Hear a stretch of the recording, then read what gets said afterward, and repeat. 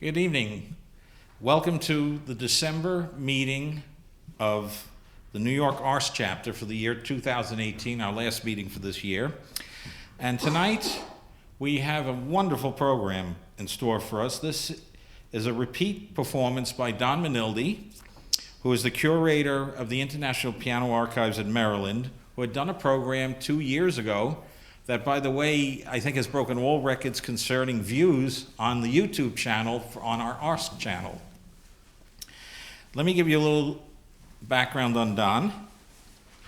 He is going to offer a personal selection of rare, unusual, intriguing, and eccentric, yes sir, piano recordings along with his insightful commentary. That's what you're here for.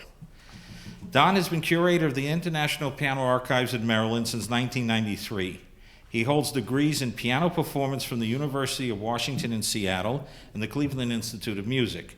He has made many appearances as a pianist in a broad repertoire of over 200 works. His CD, Pianist as Composers, was issued on the Elan label in 1999 to critical acclaim. He has published nearly 700 reviews, articles, and discographies in the International Piano, International Record Review, American Record Guide, Ars Journal, Music Library Association's Notes, Musical America, and elsewhere. He edited for publication by IPAM the essays of the late pianist musicologist Jan Holtzman, entitled Pianist on and Off the Record, in addition to compiling the discographies of Arthur Rubinstein, Shura Cherkassky, and Earl Wild, which appear in their published biographies. He is also the producer of over 30 CD reissues of historic piano recordings on the APR, Marston, IPAM, and Pearl labels. At IPAM, his responsibilities include the development and preservation of existing collections, obtaining significant new materials, attending to visits and inquiries of pianists and scholars from around the world, and serving as guest lecturer for various University of Maryland music classes. Without further ado, I want to present our host for the evening, Don Manildi. Don, it is all yours.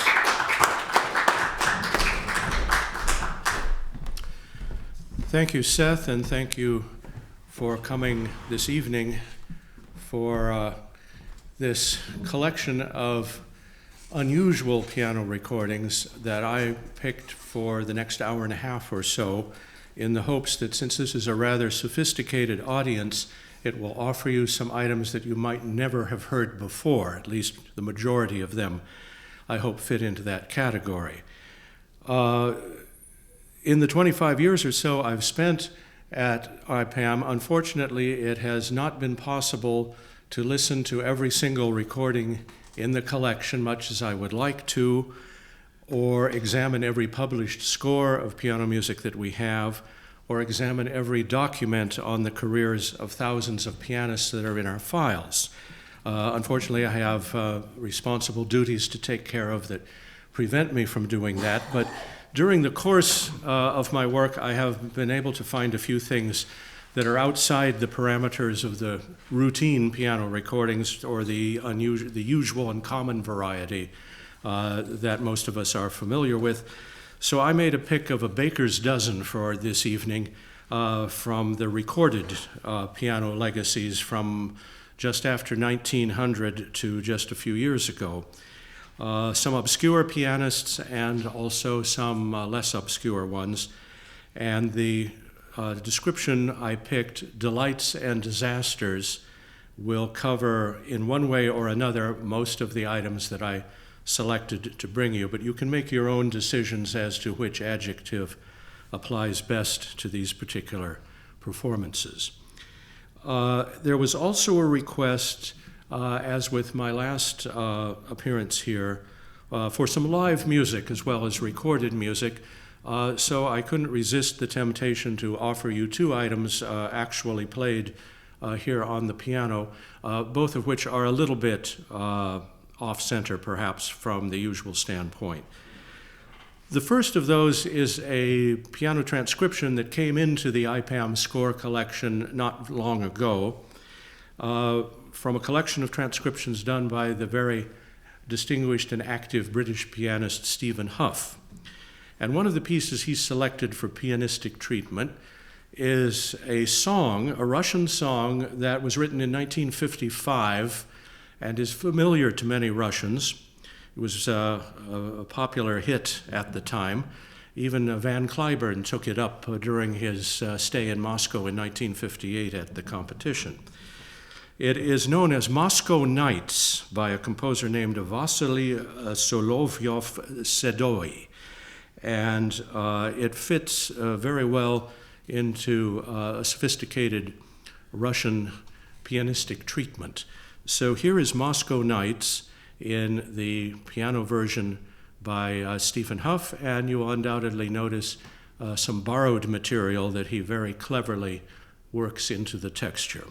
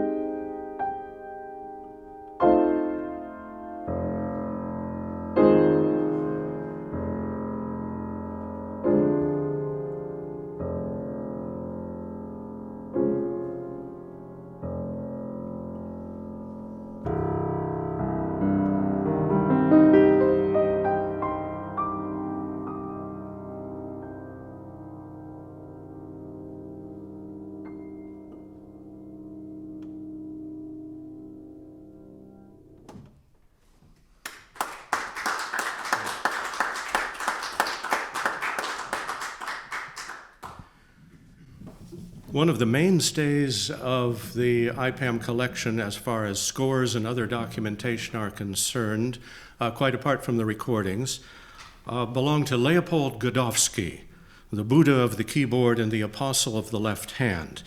We are fortunate to have a very complete collection of all of his published scores, many unpublished works as well as sketches and similar material. And we were fortunate this year, just a few months ago in early summer, to find out that a major auction at Sotheby's in London was going to take place, in which there was a large collection of Godowsky manuscripts and first editions that apparently had been unknown for about a full century. Were left in Vienna at the start of World War I, when Godowsky left Europe to come to the United States, and remained with his then publisher in Vienna, Schlesinger. And a number of manuscripts came with this lot that was offered by Sotheby's at auction. And IPAM found out about it, of course, as did the Library of Congress in Washington, D.C., which also houses a fairly substantial Godowsky collection. But I got on the phone to the guy at LC, who was pretty much in charge of the Godowsky materials there, and I warned him not to participate in the auction. We worked out an arrangement covering what would be the maximum bid we would be handling, because it threatened to turn into a bidding war between Library of Congress and IPAM for the Godowsky materials. As it turned out, we were the winning bid for quite a reasonable price, and the Godowsky manuscripts and first editions came to IPAM, have expanded our previous holdings very extensively, and we're now in the final stages of mounting a vast amount of Godowskiana onto our website, where it will be accessible to everyone. And this includes not only musical manuscripts, but also many hundreds of autograph letters that Godowsky wrote to family and colleagues. So this will tremendously enhance the field for Godowsky scholarship in the years to come. So in tribute to Godowsky, I will play one of his most beautiful solo piano pieces, the one that he titled The Salon, from the collection of 30 pieces, all in three-quarter time, that he wrote right after World War I and settled in the United States. Here is The Salon by Godowsky.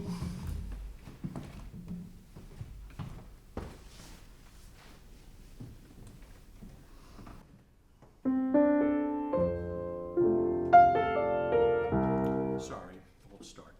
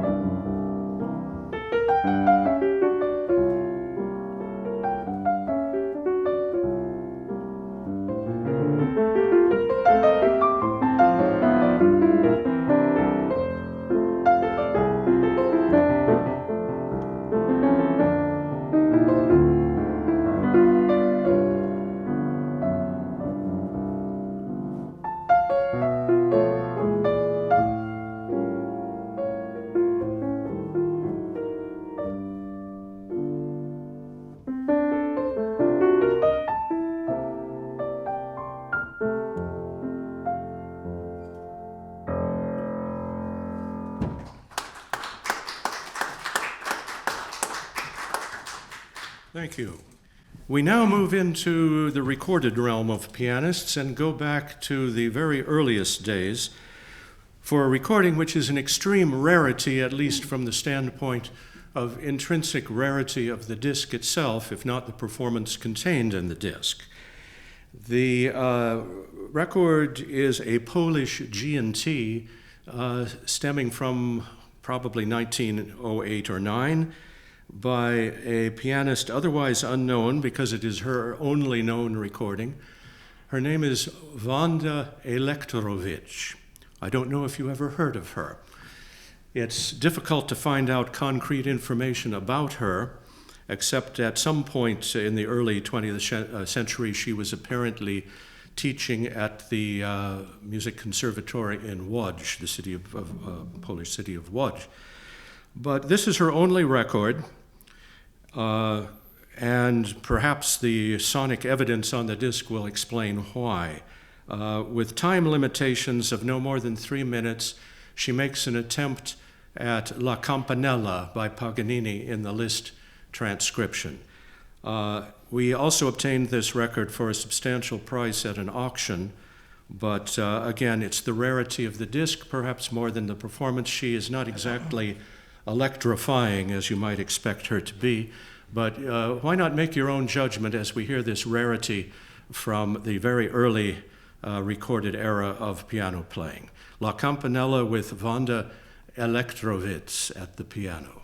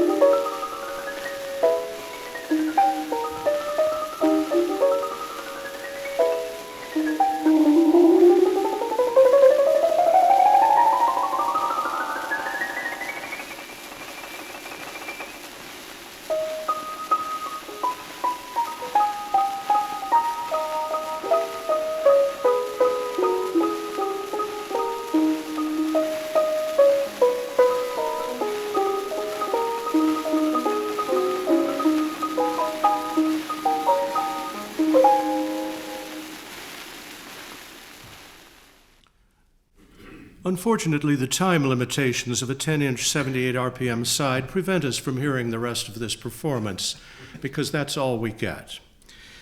So there were other pianists who came along to bring us La Campanella, which is a favorite of most of the virtuosos of the day, as it remains even today. And there was a very nice 1912 recording in one of the earliest discs by Paderewski, for instance, and a few others until about 1920 or so, when German Parlophone recorded a pianist named Georg Liebling. And in the case of Liebling, this also appears to be the only record he ever made, and there is very scant information about his background, except it is rumored that he did have some lessons with Liszt, not borne out probably by the evidence of the recording, but he could have been one of the many dozens or hundreds who sat in at Liszt's master classes in Weimar and then later claimed to have studied extensively with the master. So Liebling recorded Campanella, and although he starts out in the first part relatively promisingly, things do not go well as he progresses toward the end, as you will hear. And as there is a frantic element that seems to take over as the finish line comes into view. So you should at least experience once the Liebling performance of Campanella, and here it is from that early German parlophone recording.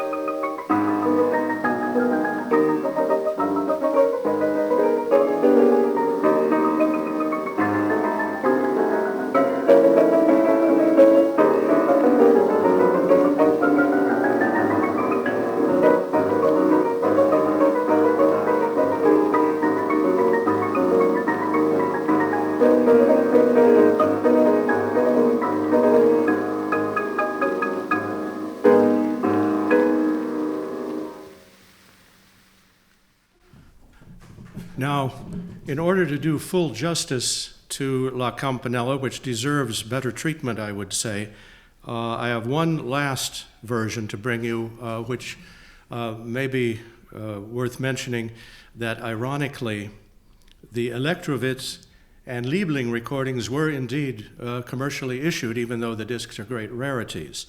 The performance you are about to hear is one that should have been issued but was not. And this is the early attempt at the piece during the acoustical period by Ignaz Friedman, who later on made an official recording of Campanella electrically. For some reason still unknown, this particular version by Friedman was rejected and was never released until a test pressing turned up in recent years. So Friedman also employs in his performance the added textual emendations by Ferruccio Busoni, so you'll hear some extra pyrotechnics thrown in. But his mastery of the piece is fairly evident. And the one interesting point is that where Electorovitch reaches the high D sharp and E trill at the climactic point of the piece,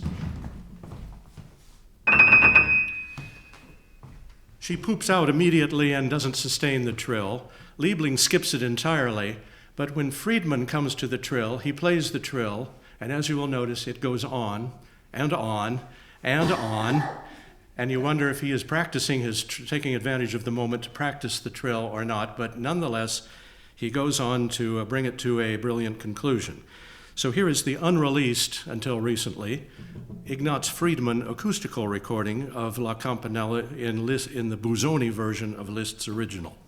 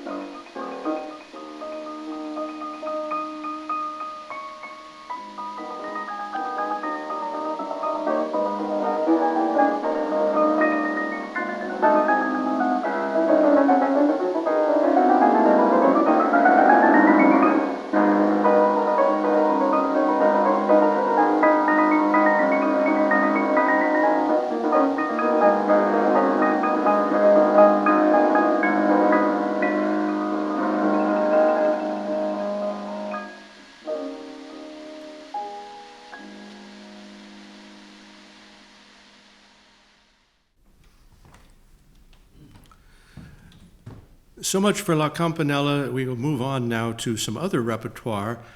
Although Liszt was involved with this next piece, one of his numerous song transcriptions, and it is played by a pianist who was a colleague of Friedman's during their early days studying in Vienna with Leopold. This is the Russian-born pianist Mark Hambourg, who went on to live in England and made copious recordings for HMV from about 1909 until the mid-1930s, including the complete set of the Liszt Hungarian Rhapsodies. Hambourg, his total output, once you become familiar with it, is extremely variable, and for the most part, it is easy to discount his playing on account of a lot of slovenliness, banging, and other aspects which are not quite so attractive. But nonetheless, he did earn some accolades as being a typical blood and thunder pianist in the bigger pieces of the repertoire, which prompted at least one critic to say that thud and blunder would be a more appropriate description for Hambourg. But Hambourg was also capable of extremely sensitive playing when the occasion presented itself. And it is easy to find a few excellent specimens among the recorded legacy of Hambourg, including this one, which is the Mendelssohn song called On Wings of Song in the Liszt transcription, which it turns out that Hambourg plays with an unusual degree of eloquence, turning it into a duet for tenor and soprano with properly colorful accompaniment. And in my own opinion, this is one of the best of the Hambourg recordings, which has been too often overlooked. On Wings of Song by Mendelssohn, transcribed by Liszt, played by Mark Hambourg on an HMV disc from 1933.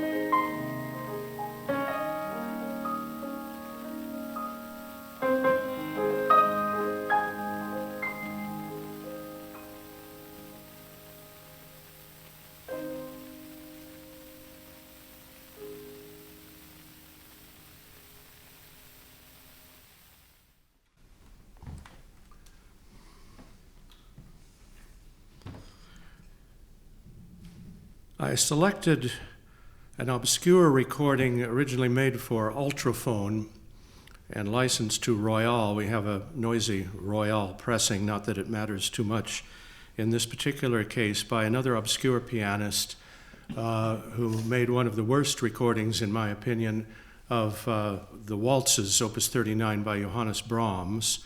Only a selection from them on two sides of the original disc.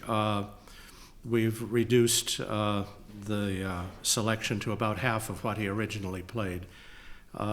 Auguste de Radwan is this particular pianist who made a number of discs around 1930, mostly of Chopin, but of a few other composers.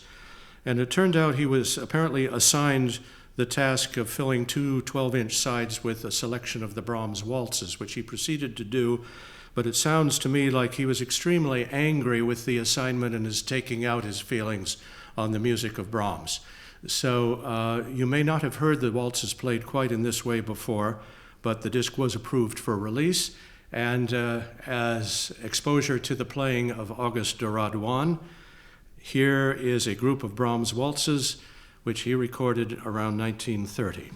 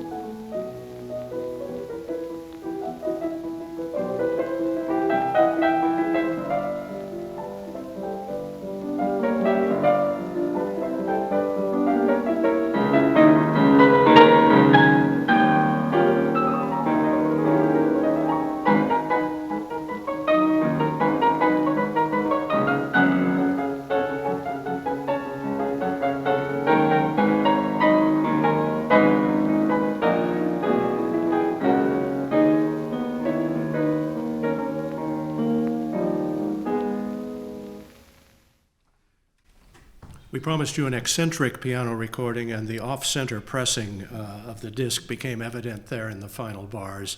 But in any case, the day for Brahms' waltzes was saved just a few years later, when fortunately Wilhelm Backhaus came along to record the complete set for HMV and put the Radwan recording back in probably the position that it deserved to be.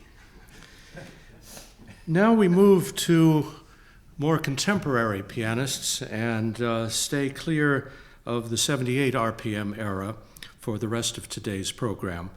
One of the most distinguished of American pianists from the many who were born in the 1920s and early 30s is the late Leonard Pennario, who had a career that was distinguished by the scope of his repertoire, his high level of professionalism and reliability. He also occasionally would compose some music. This was mainly in the earlier years of his career.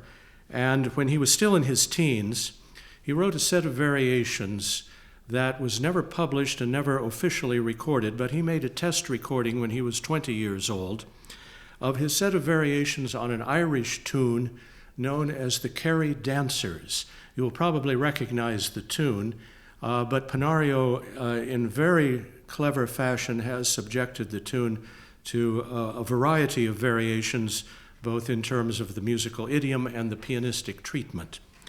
So from this private recording that has survived, that Pennario made back, it would have been probably 1940 or the early 40s.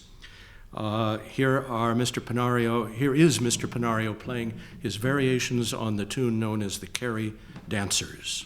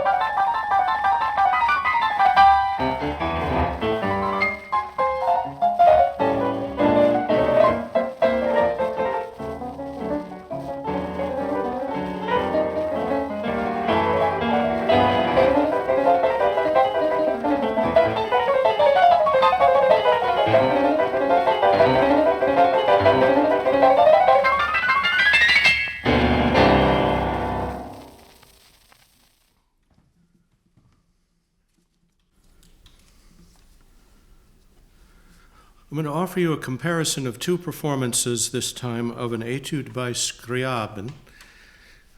This is the C-sharp minor etude, opus 42, number 5. In the rather familiar recording, the Columbia recording made in 1972 by Vladimir Horowitz, just so you can get oriented toward what the piece sounds like in a proper performance. And then I have a second one lined up after Mr. Horowitz, and we will have a few comments about that when we come to it. But here is Horowitz playing Scriabin.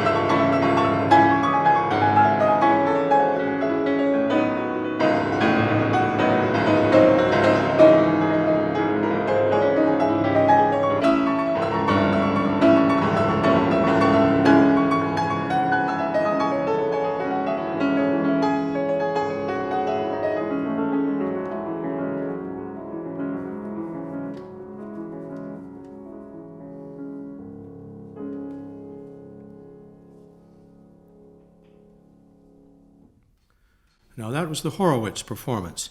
A few years ago, some of us received, I'm not quite sure how this particular recording originated, but it was sent out by the pianist himself who made the recordings. It's a young man who goes by the name of Robert Landovsky, Laniewski. And his notes accompanying his recording, which had all the nature of a demo disc, that he sent out for wider circulation in the hopes that it would earn him some gigs and further notoriety, turned out to certainly earn him some notoriety, but probably not of the kind he might have expected. The pianist hails from South Africa, apparently, but did some studies in London with a couple of famous teachers, and he recorded officially for circulation a disc containing some very challenging pieces, including etudes of Chopin, of Scriabin, and of Rachmaninoff. Included among the Scriabin etudes was the one in C-sharp minor that Horowitz just played. Without further comment, I can give you now the performance by Robert Landovsky of the same etude, and we'll see you on the other side.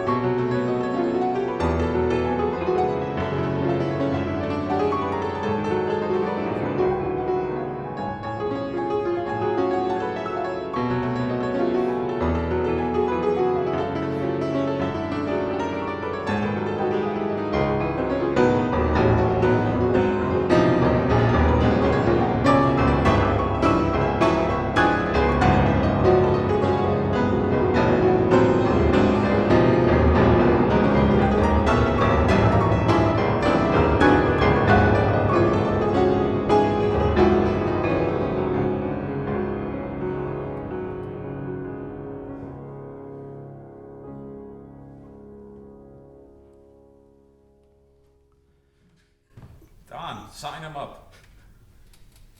Sign him up.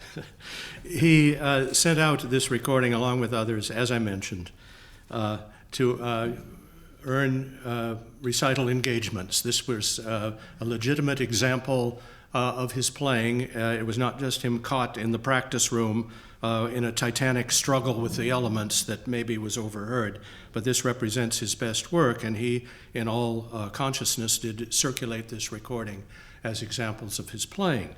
The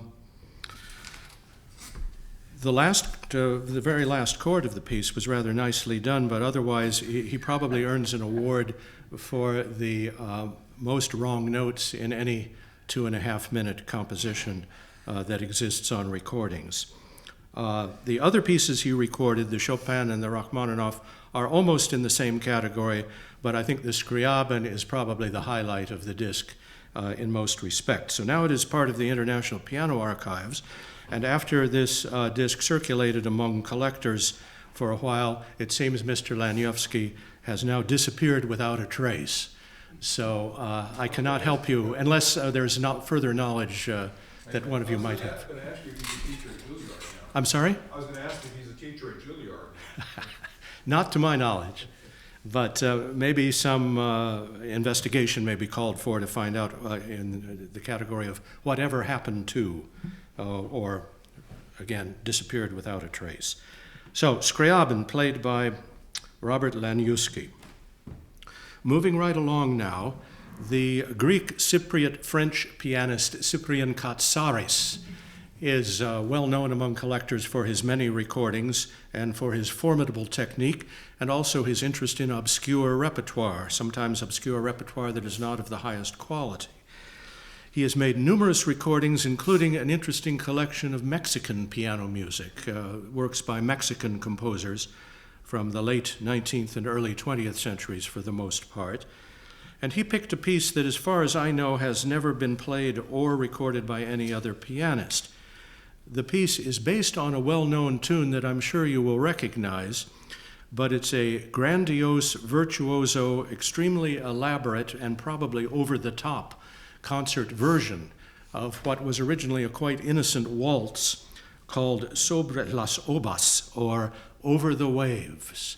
This was by the Mexican composer Juvento Rosas, and the tune you'll probably recognize from merry-go-round and amusement park music.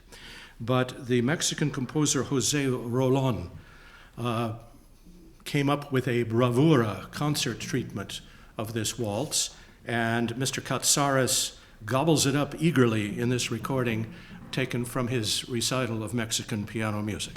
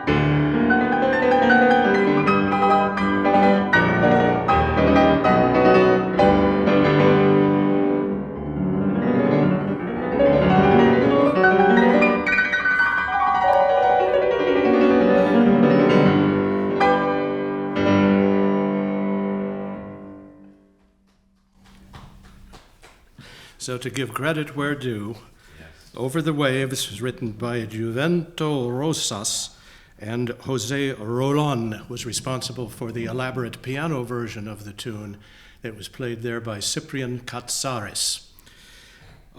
Strange things sometimes happen at the piano archives when I manage to discover something I certainly wouldn't otherwise have found out about. And this happened a number of years ago when, unannounced, a young physics professor from the university, who I knew to be an ardent pianophile, walked in one afternoon waving a CD in my face, saying, "You must hear this CD. You've never heard anything quite like this before."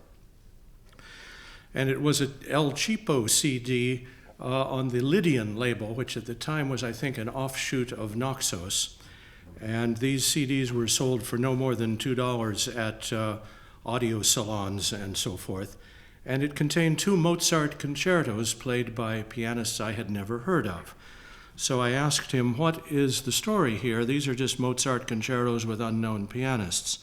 And he said, "Listen to the cadenza that this pianist plays in the first movement of the Mozart D minor concerto, number 20, cursive listing 466. Now, this concerto, along with 5 others from late in Mozart's life, is one that does not have any original Mozart cadenzas. So that leaves the pianist the option of finding one written by someone else. For the D minor concerto, it so happens that Beethoven wrote cadenzas, which are frequently employed, but there are dozens of others written by other pianists and are used in performances of the concerto. There's a debate going on when you play cadenzas to Mozart concertos, whether you are to remain in the style of Mozart so that the cadenza does not stand out as a kind of musical appendicitis that needs to be removed, or you should build the cadenza on thematic material from the concerto, but do it in your own style, since we are now 200 and more years removed, and do whatever you wish with it to show your own personality as commentary on the themes of the concerto. So this opens the door wide for any pianist to play a cadenza of any kind they like, and they will risk approval or condemnation as the case may be. I had never heard cadenzas to the D minor concerto quite like these, and I needn't say anything more except to identify that the pianist here goes by the name of Peter Breiner, B-R-E-I-N-E-R. He was born in Canada in 1957 and is a very versatile musician, a pianist, conductor, composer, and so forth, working in various styles and idioms. But he was recruited to play this Mozart concerto on this CD on the Lydian label. And we will give you, just leading up to and including all of the cadenza that he wrote, and perhaps, judging from the sound, improvised this cadenza for the occasion. So this is the Mozart D minor concerto, cadenza, first movement, Peter Breiner at the piano.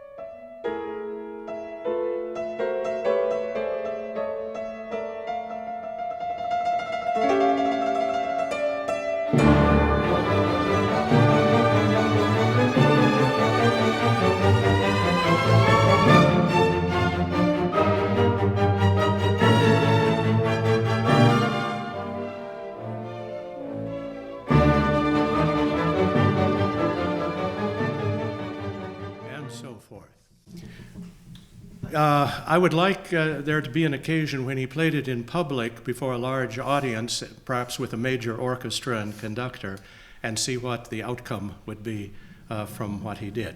But as far as I know, he only played it on this studio recording, and we are fortunate to have it in the piano archives. When the next student comes in needing a cadenza for the Mozart D minor, I will include this among the recommendations. Although I don't think it was written down, it sounds largely improvised.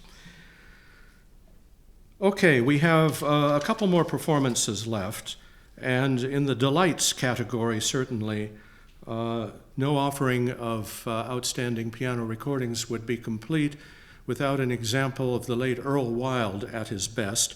And one of his best performances captured on records, among many, is the 1982 recital that he gave at Carnegie Hall, devoted entirely to transcriptions and paraphrases of other composers' music.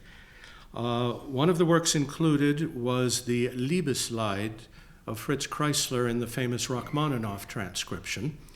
And although this piece has been played many times, many different ways by many pianists, Earl Wild came up with a conception of the piece, playing it with extreme freedom, just on the border but before excess took over, milking every last drop from the music in fully convincing fashion, and showing his great affection for the piece as well as his supreme command of the instrument. So here, recorded live at Carnegie Hall in 1982, Earl Wild performs Liebeslied, Love's Sorrow, by Fritz Kreisler in the Rachmaninoff transcription.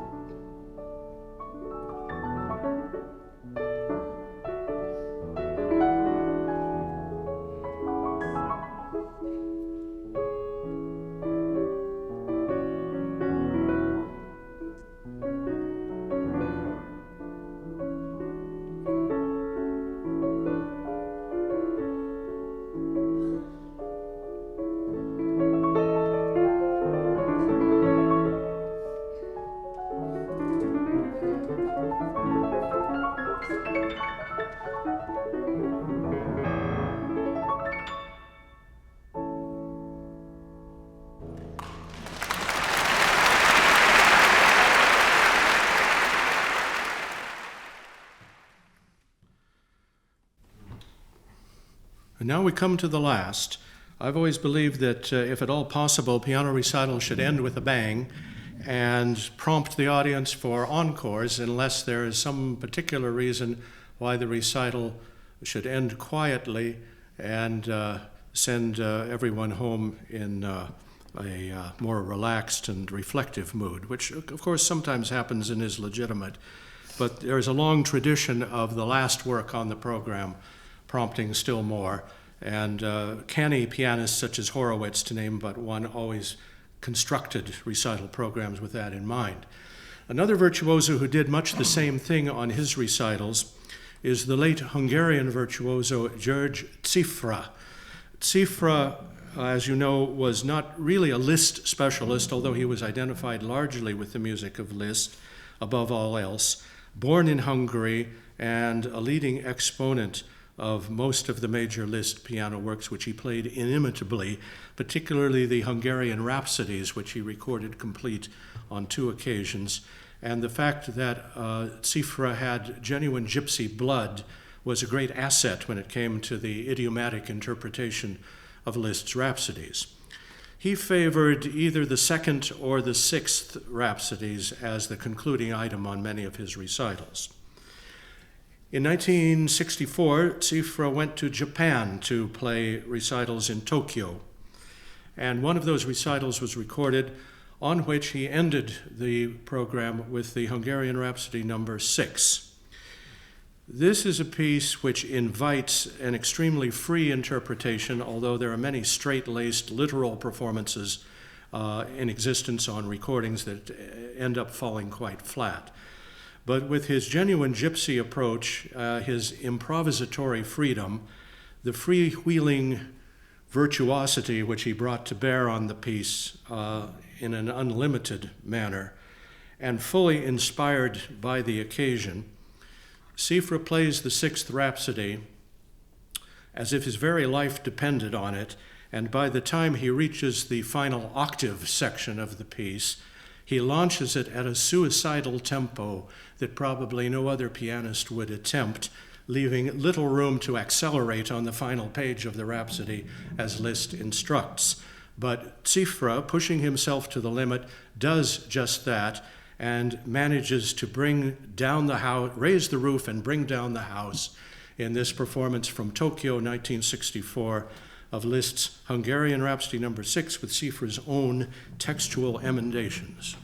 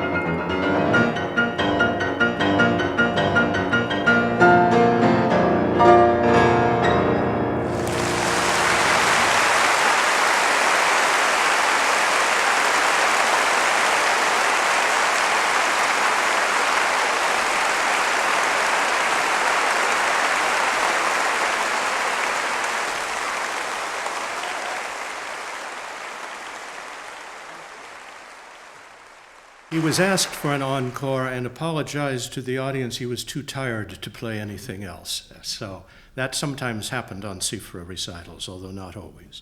So with that baker's dozen of recorded performances, I come to the end of this presentation of Delights and Disasters from the Piano Archives, which I hope you have enjoyed, and I understand that we leave some room open for any questions, comments, or what have you from the audience in the event that there might be some.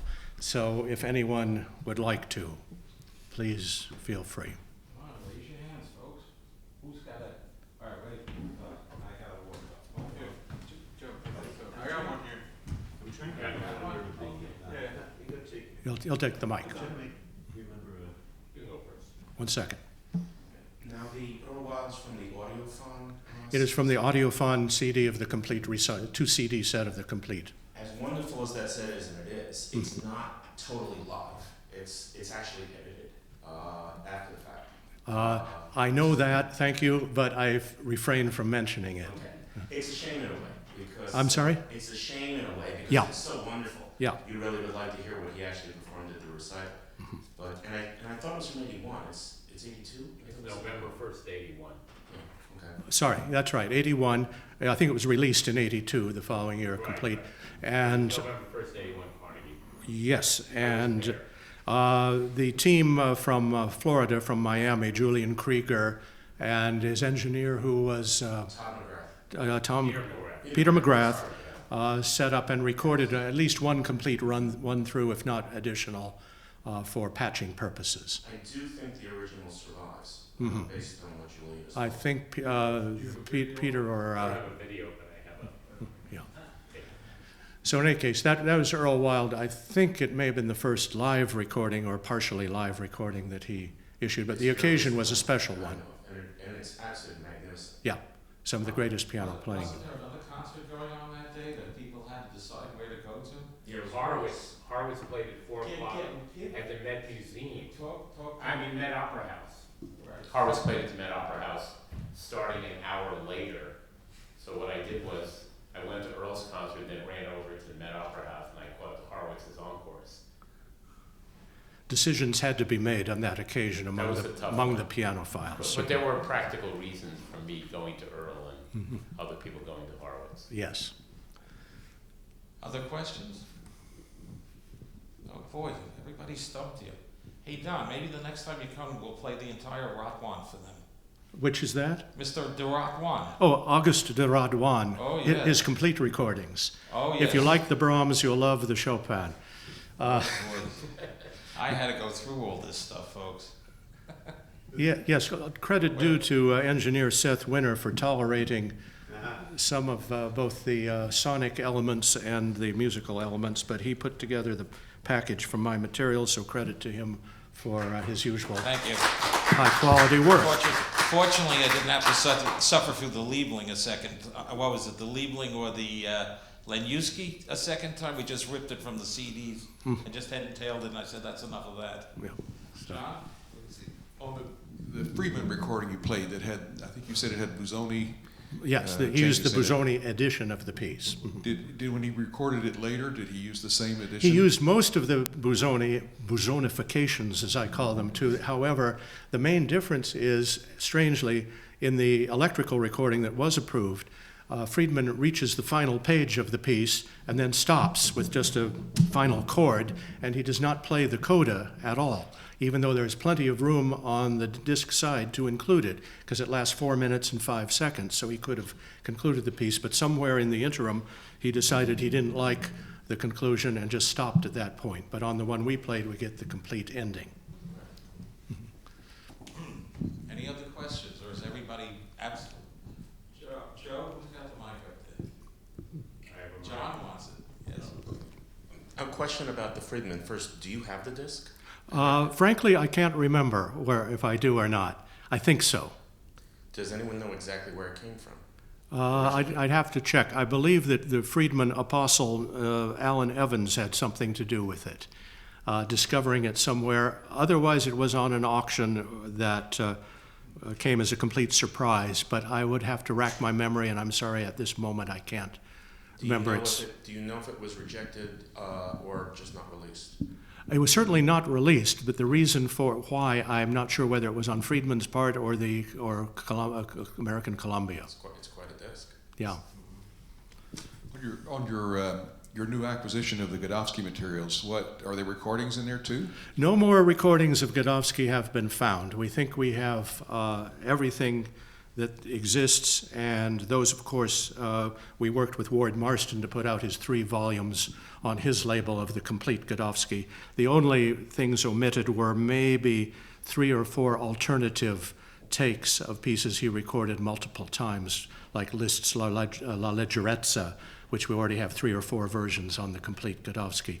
We are always hoping for the discovery of more Godowsky, and we can always speculate as to many, many pieces Godowsky could and should have recorded, but he didn't. So that is the case. Unfortunately, as you survey the repertoires of many of these pianists of the day, what they played on their recitals, what could have been, what might have been, what should have been, but never happened as far as what they could have recorded and didn't. Any other questions? Are there new scores in the Godowsky collection? Many. Many.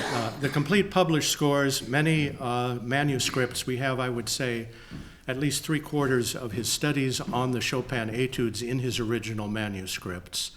Many of his other works, including the Sonata, the Tria Cantamoranen, and other works in the manuscripts, and you will be able to see them on our website before the end of this year. It's progressing more slowly, but it's out of our hands. But are there any new pieces? There is one in particular. There were a couple of them. One was incomplete a little bit. This is interesting to mention. As we know, he wrote at least 54, not 53, studies based on the Chopin etudes, elaborate treatments, many of them for the left hand alone and so forth. He began a study based on one of the etudes without opus number, the one in F minor, as a set of 3 variations. And we have a finished manuscript that breaks off during the second of the variations, and we don't know why he stopped. But shortly after we got the manuscript, Marc-André Hamelin visited IPAM, and I showed it to him. And as undoubtedly today's foremost interpreter of Godowsky, I showed this to Mark and said, "What do you think of this? Is there any chance of completing this, judging from what we can determine from the work as far as it goes?" And Mark said, "I think there might be a possibility." So he took a copy of it with him, and he managed to determine from his examination of what Godowsky had written how Godowsky in all likelihood might have completed it. And he proceeded to complete it and has begun performing it as an encore on some of his recitals. So we have a Chopin-Godowsky-Hamelin study added to the total of 54, making 55 now that we did not know about. The only one that is missing, unfortunately, is the notorious triple etude that Godowsky began by combining 3 Chopin etudes into one. And at least as far as what Godowsky would have done in combining the three. And we have a manuscript that breaks off close to halfway through that we have at IPAM, but then it stops. And I showed it to Mark, who had also written his own kind of clever triple etude based on the same material. And he said, "What do you think?" I asked him, "What do you think here?" And he said, "I see what happened. Godowsky more or less painted himself into a corner, and there was no further he could go with the three etude subject matter that he was dealing with, and it simply had to stop. There was nothing further." So rumors that maybe a triple etude by Godowsky himself was completed and left in Vienna and hidden away and only to be discovered later have unfortunately proven not to be true. But we do have the other etude that I mentioned that Mark has completed, and you'll be hearing that sooner or later in various places. What can you describe the holdings at the Library of Congress, the Godowsky holdings? What do they have? They have, you can go online and find out, but in the long and the short of it is that they have about 9 or 10 of the manuscripts of the studies on Chopin etudes. They have a number of pieces he wrote as violin and piano works, which he had assistance from Fritz Kreisler for doing the bowing and fingering, adaptations of some of his pieces as violin works, and a few assorted other items that have been there, largely donated in years past by his grandson Leopold III. But the extent, the scope of the Library of Congress collection is far smaller than at IPAM. In fact, we have over 700 letters, personal letters from Godowsky to family members, including a number that he sent to his daughter Dagmar, the famous silent film actress, telling her to behave herself, and so forth, if you catch my drift. And so forth. So the area is ripe for investigating Godowsky at IPAM, although you would probably have to make a trip down the road to the Library of Congress to see their stuff. But now their collection is much less, much smaller than ours, and that covers the field now as it is known. Are there other outstanding collections of Godowsky material? Not to my knowledge. We did inherit not only the holdings from David Saperton Jr., the son of Godowsky's son-in-law, who had a few additional things, and some green proof sheets where he corrected the original publications, and miscellaneous, lots of photographs, for instance, beyond the correspondence and so forth. So anyone who wants to write a full-fledged study of Godowsky and his music, we are awaiting their arrival so we can make everything available to them. But maybe that will come at some point in the future. Yes, John? Two minor points. One is that Yale, in their historical sound recordings, of course, has some Godowsky test pressings, duplicates in terms of repertoires to what IPAM has, but they are actual different takes. Mm-hmm. And secondly, there was one Godowsky test pressing that showed up on eBay in the past year. Wasn't terribly interesting. It was just another 1920, I think, Witches' Dance. Yeah, Witches' Dance, there are at least 7, I think. Yeah. As if I counted right. So, it actually went for a fair amount of money, but it was just the previous matrix number to the issued title. But it is, technically new and it did sell. Yeah. That's just in response to somebody who asked if there was anything that had come up. Yeah, that was a decision that Ward Marston and I had to make as to how many repetitive performances of the same piece on rejected tests were worthy of inclusion. And as we mentioned in the notes, there were some additional ones that were just from a practical standpoint, were so similar to the others that there was no point really in including them. But there are a few scattered ones still remaining, but nothing substantial of the works we would like to have. Okay, thank you very much. I appreciate your being here this evening.